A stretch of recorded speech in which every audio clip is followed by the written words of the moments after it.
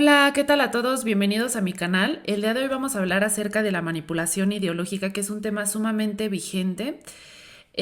Actualmente existe como una especie de falta de una cosmovisión, de una especie de marco a través del cual nos podamos guiar y determinar qué es verdadero y qué falso.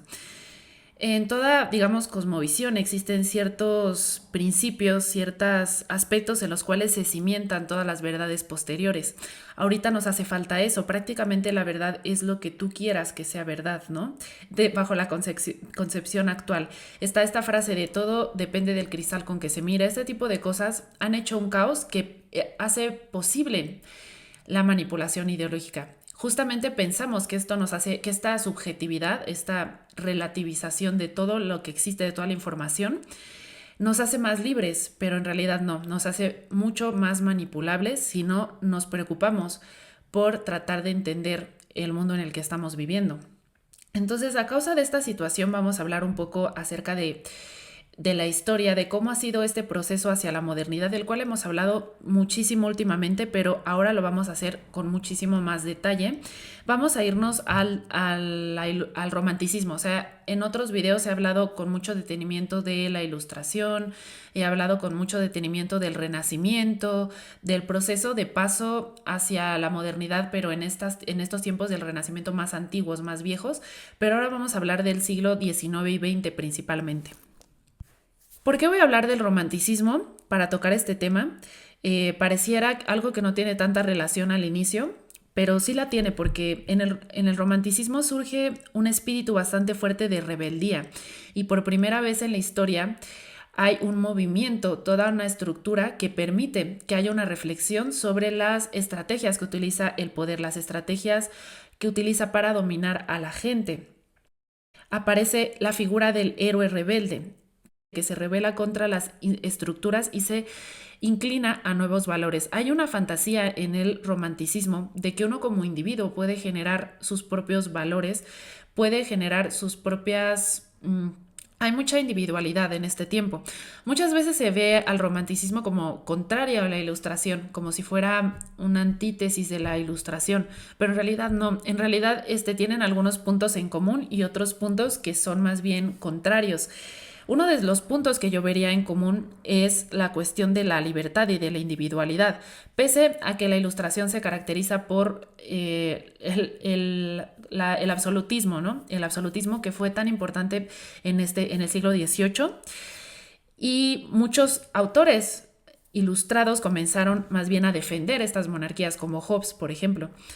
Pero ya se hablaba, o sea, ya había como una idea de que era posible pensar las cosas por uno mismo. Estaba esta cuestión de atrévete a pensar por ti mismo, atrévete a utilizar tu razón. La razón se volvió como algo para democratizar, digamos, la verdad. Es decir, todos podemos acceder a ella, desde el racionalismo, por ejemplo. Todos podemos acceder a las verdades a través de la intuición, podemos acceder a las verdades universales, no necesitamos de una autoridad que nos venga a digerir un texto o que simplemente no tenemos que ir a una institución para que nos dé estas verdades, sino nosotros mismos a través de la intuición, a través del conocimiento podemos llegar a ellas. La libertad ha sido siempre un valor muy importante para Occidente, sin embargo, en el romanticismo se exacerba mucho más. Este ambiente, pues, donde la libertad es tan importante, pues permite que exista algo como la Revolución Francesa y permite también que autores como Rousseau, por ejemplo, hablen de que realmente el Estado es el problema, o sea, que el ser humano es bueno por naturaleza y en cuanto llega a un estado y cuando empieza esta cuestión de propiedad y todo, realmente es cuando el hombre se corrompe, el hombre se vuelve codicioso y ambicioso. Y siempre es bueno, y ya saben que siempre se hace contrastar a Rousseau con Hobbes, que Hobbes es un autor de la ilustración más bien, y como muchos autores de la ilustración, mm, defienden más bien las monarquías absolutistas, y Hobbes habla más bien de que el Estado es un mal necesario, un leviatán, que pese a que es una bestia y pese a que es muy problemático, nos permite vivir en cierta armonía y cierta paz. Es en el romanticismo cuando comenzamos a ver las primeras muestras de que la rebelión es importante, de que rebelarse ante los poderes es muy importante. Y esto influye muchísimo en el siglo XX, ¿no? Donde diversos autores comienzan a hablar del concepto de la masa o el del rebaño, que es tan mencionado últimamente. O sea, es parte de nuestra fantasía actual. Todo el tiempo estamos pensando que hay unas masas y que por otro lado estamos nosotros y que no correspondemos, digamos, a ninguna masa. Hasta es parte de una personalidad arquetípica del eneatipo 4, ¿no? El individualista, el que quiere ser un individuo y trascender a su comunidad, ¿no? En el caso de Jung, aquí estoy hablando de Jung, me salté un poco de tema. Pero bueno, el concepto del rebaño aparece en Nietzsche, por ejemplo, el concepto del hombre masa aparece en José Ortega y Gasset. Y bueno, ya desde antes se está hablando de que la religión, que diversas instituciones manipulan a la sociedad, como esta frase de Marx que es religión es el opio de los pueblos. Como en un tiempo donde se hace tanto hincapié en la libertad humana, también surgen las grandes guerras, por ejemplo, y estos grandes movimientos tan fanatizados, donde tiene tanta importancia el nacionalismo, pero también se vuelven como pues tan de masa, o sea, movimientos donde realmente el hombre se desprende de su individualidad. Por un lado está esta conciencia de, bueno, nosotros podemos ser libres y por otro lado están estos movimientos, estos grandes movimientos donde el ser humano se enajena o pierde su identidad por entrar a ellos, ¿no? O sea, y por esto es que varios autores hablan del fenómeno de la estupidez, que en este tiempo la estupidez se relaciona con el colectivo.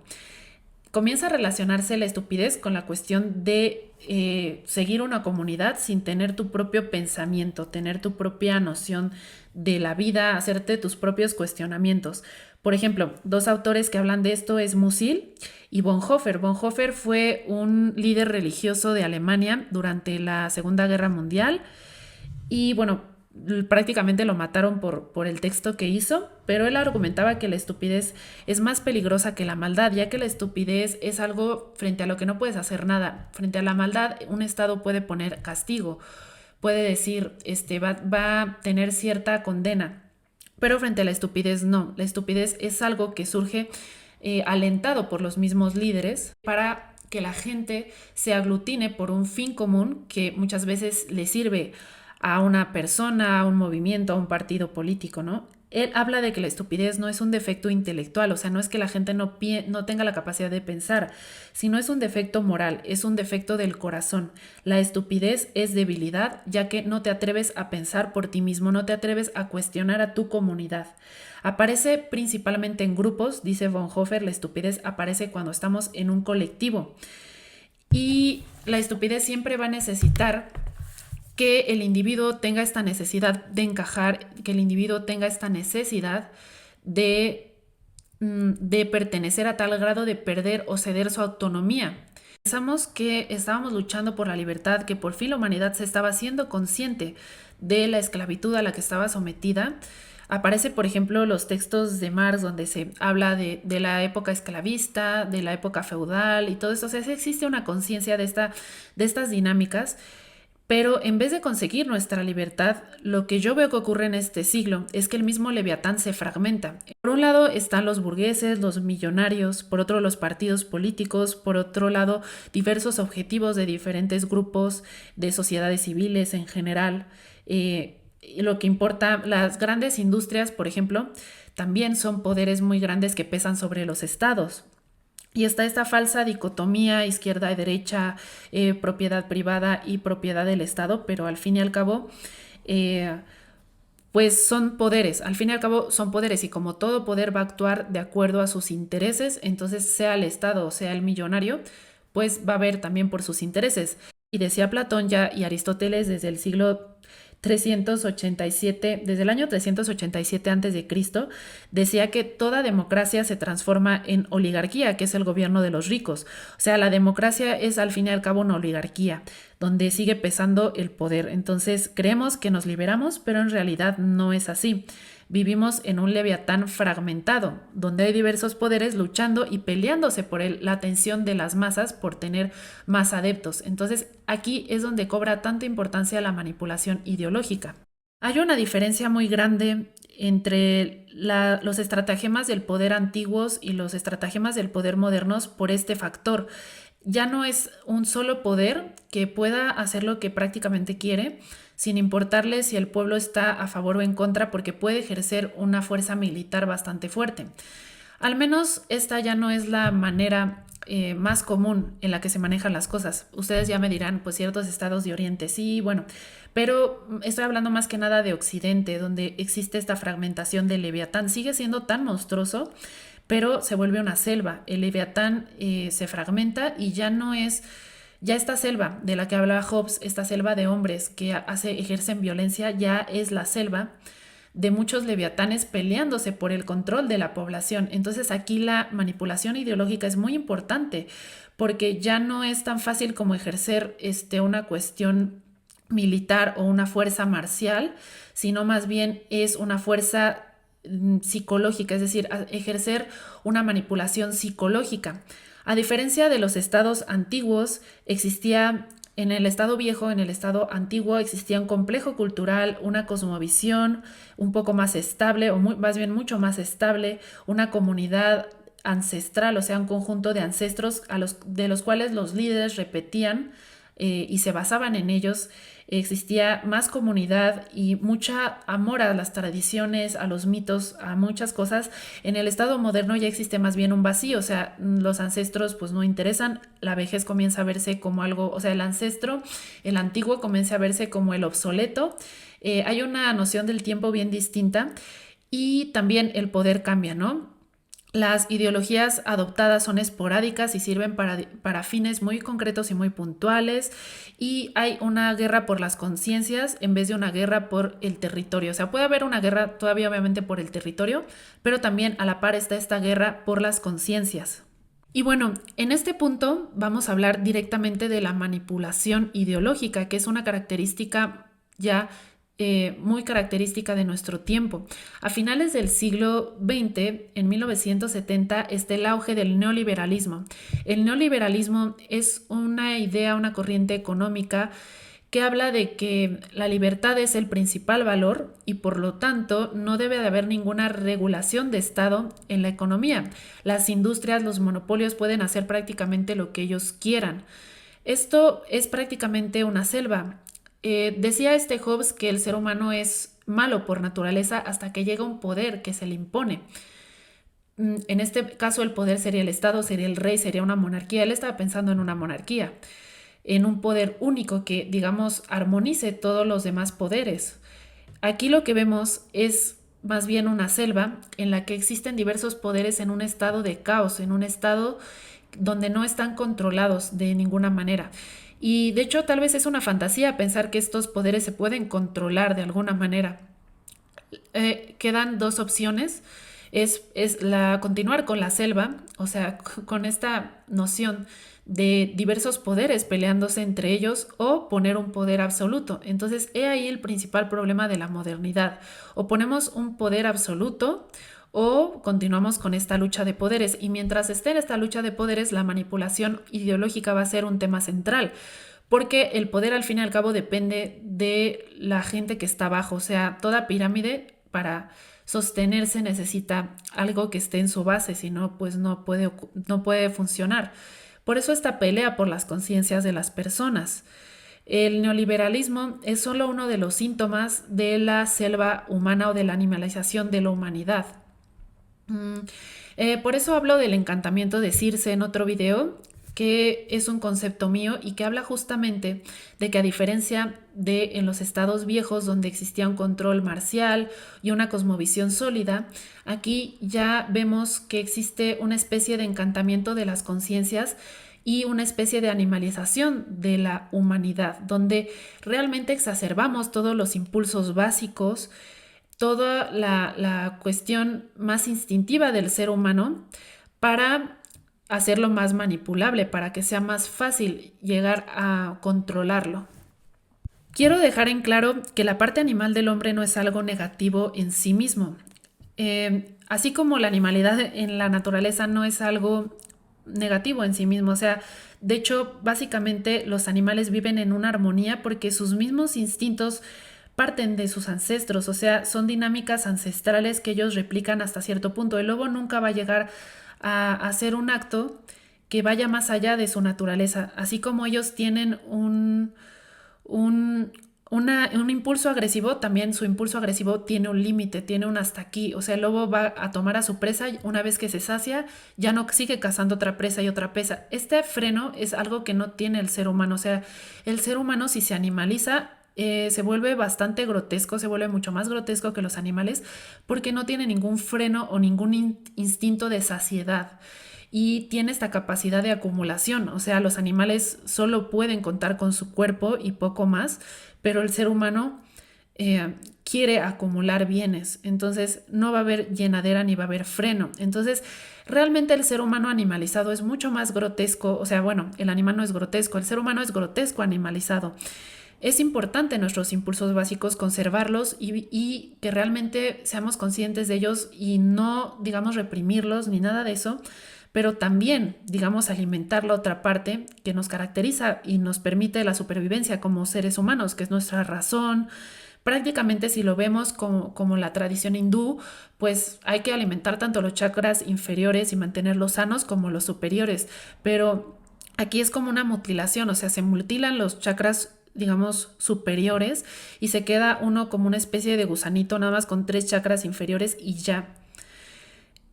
Aquí lo que pasa es que se empieza a obsesionar con el cuerpo, con la sexualidad, con el odio, con el miedo, con todo el cuerpo emocional del ser humano y el cuerpo sexual. Es lo que va a ocupar el papel central. Eh, porque esto ocurre a causa de un vacío epistemológico también, porque si no existe una verdad, si no existe algo de lo que algo seguro, algo por lo que luchar, ni siquiera un sentido espiritual, algo más allá, pues por lo único que nos vamos a guiar va a ser por la dicotomía placer-dolor. La animalización de la sociedad tiene por característica una sensibilidad dual, que es placer, dolor y punto. O sea, es la parte más simplificada de la verdad. La parte más simplificada de la verdad es esta dicotomía porque uno puede estar seguro de que algo es bueno o malo si le causa placer o dolor y no es necesariamente seguro racionalmente, pero sí sensorialmente. Cuando nosotros padecemos un dolor, la mayoría de veces vamos a entenderlo como algo negativo y nos vamos a querer alejar de eso y algo placentero lo vamos a buscar y vamos a esperar que se replique más. Esta es la brújula más básica que puede llegar a tener el ser humano. La sensibilidad dual es lo más básico que hay y basar toda nuestra vida en esta cuestión dual es sumamente bajo. Incluso las primeras computadoras se basan en un lenguaje dual, sí o no, ¿no? 1 o 0.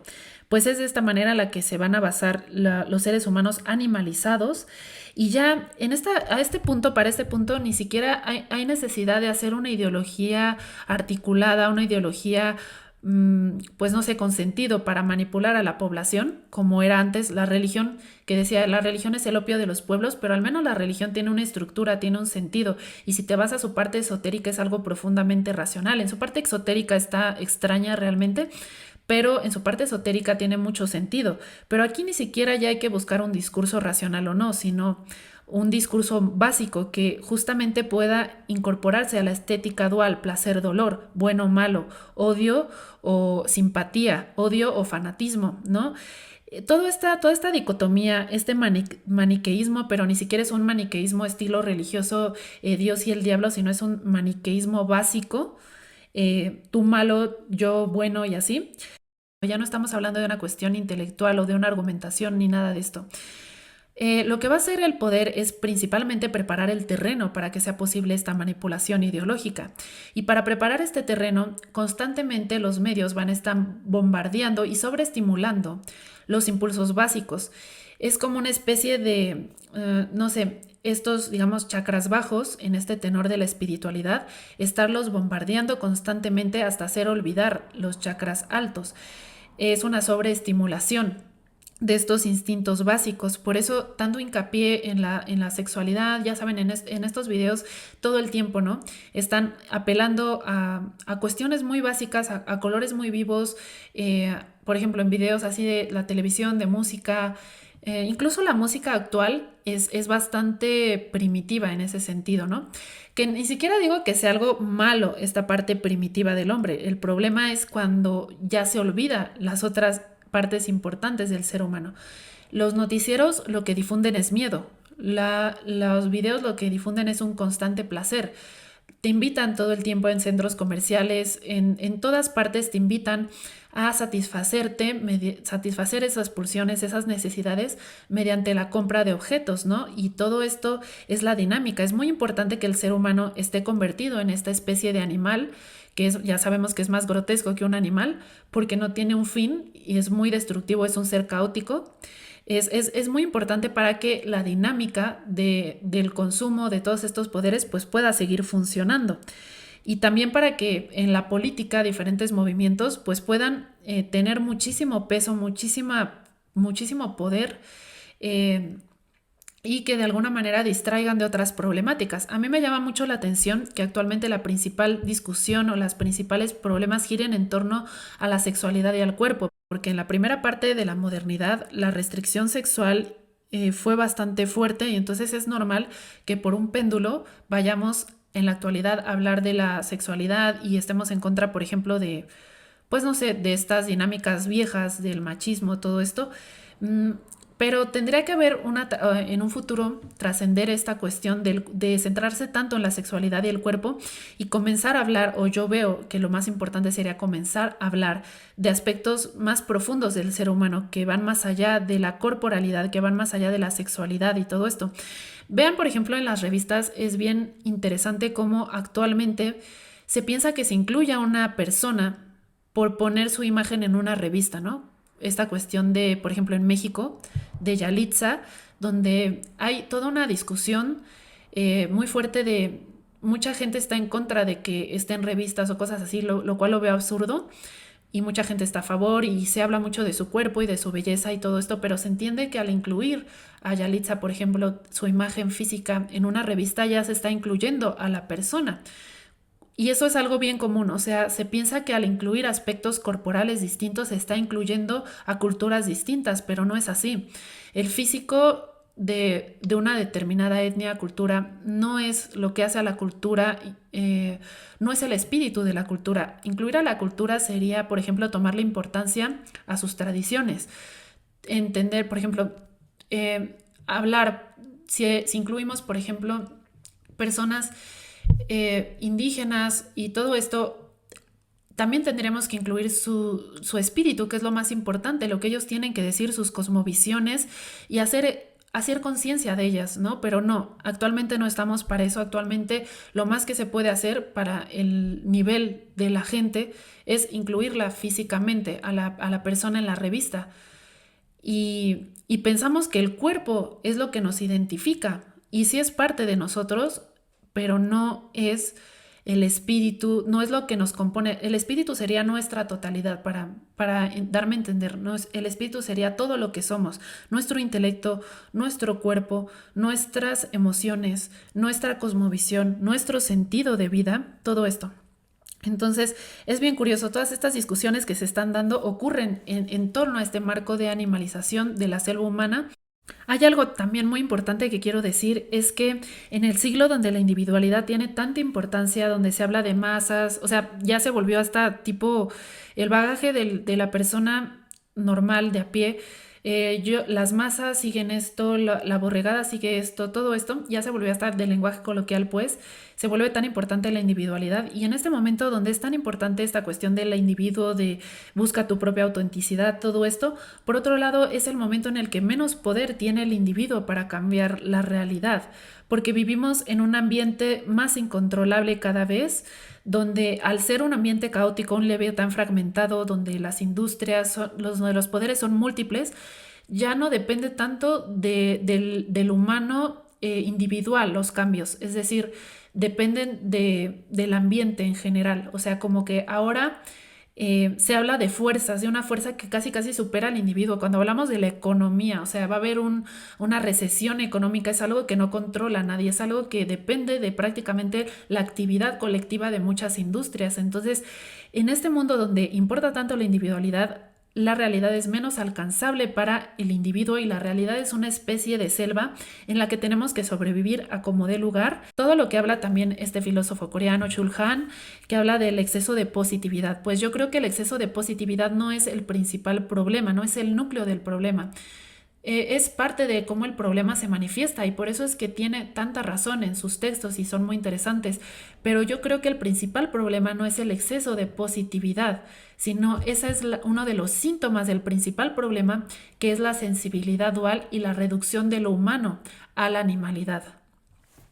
Y bueno, esta ha sido mi aportación. De hecho, continuaré con este estudio de la animalización de la humanidad, que para mí es algo muy importante y por eso hice este concepto del encantamiento de Circe, que es prácticamente esta hechicera que transforma a los hombres en animales, pues la modernidad, la posmodernidad es esta gran hechicera que transforma a los humanos en animales y y es básicamente lo que quería decir, es lo que quería comunicarles. Espero que les haya gustado este podcast. No olviden compartir o al menos hablar de este tema con sus conocidos. Es muy importante hacernos conscientes para, no sé, de alguna manera hacernos más fuerte frente a esta manipulación que nos están haciendo, ¿no? Esta manipulación actual y posmoderna.